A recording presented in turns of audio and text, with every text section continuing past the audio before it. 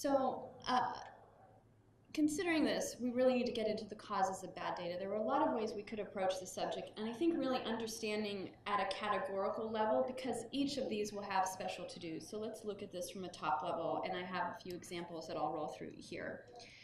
But the first one, I think, is competing systems of record, and a couple people already validated this one. And this can be a lot of different places where the data is, and they may be separate channels doing separate things, but it's also times where a business grew and they started looking at their data in Google Analytics, and then someone else decided to throw some Adobe products in there, and now they have two different ways. Maybe they were looking at Old Sitecat or GA, but these two different people are looking at data in different ways because they track different ways in each of those systems.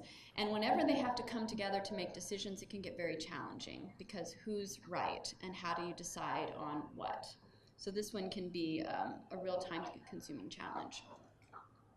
An addiction to vanity data. So how many people here really stress out about impressions or clicks?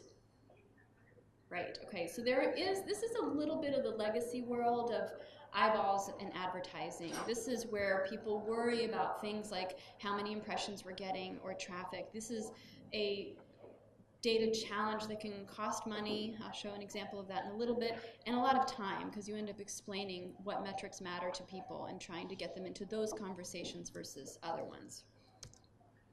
Another is no clear owner.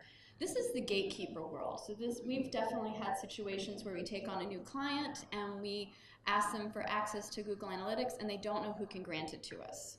And then once we get into the account, we realize there's maybe 5 or 6 people who have high levels of access and can create goals or change things. Some people are making notes, some people aren't making notes.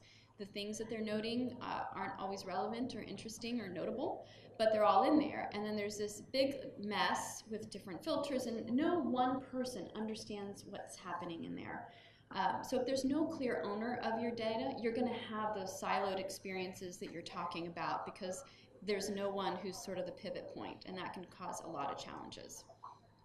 A lack of understanding of how a system works. Now this one, it may not be that the people here in this room should be accountable for this at the granular level, but I do recommend you understand enough about your systems to ask the right questions, because each of the systems that we're going to attach to our marketing processes will record things in different ways. Some of them will dedupe in different ways. Some of them will have a shorter or a longer cookie duration. Some of them understand cross-device differently. Some of them will label their revenue cost, or it'll be cost or spend, and if you pull it into a spreadsheet the wrong way, you'll see things incorrectly.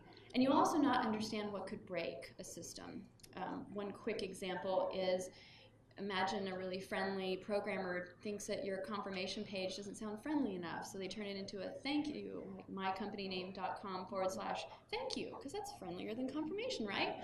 Then all of a sudden your Bing tracking is gone because it measures off a URL. If no one knows that, they may say, yeah, that is friendlier, thanks. And then 24 hours later, someone's freaking out because all of their Bing conversions have disappeared. And what happened?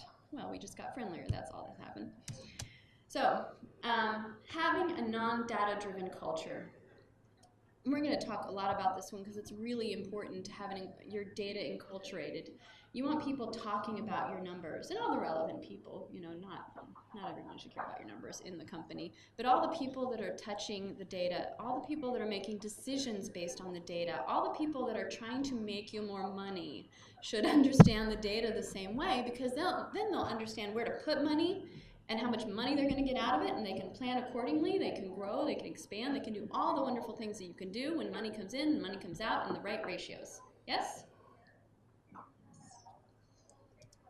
And lastly, just the summary. It's just when you have straight up bad data, things not being tagged properly, a misunderstanding about what a conversion is, someone tracking a conversion based on a lead that comes in on Google, and then someone else thinks that it needs to measure it, the qualified, and then on. So how are those two people going to have a conversation together about numbers? It's impossible.